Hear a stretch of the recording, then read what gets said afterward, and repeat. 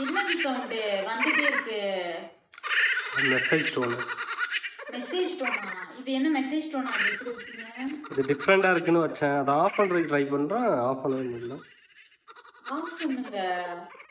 சரி வெயிட் பண்ணுங்க. ஆஃப் பண்ணு.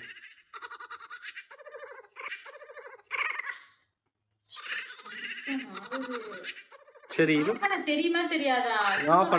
ஆஃப் பண்றேன்.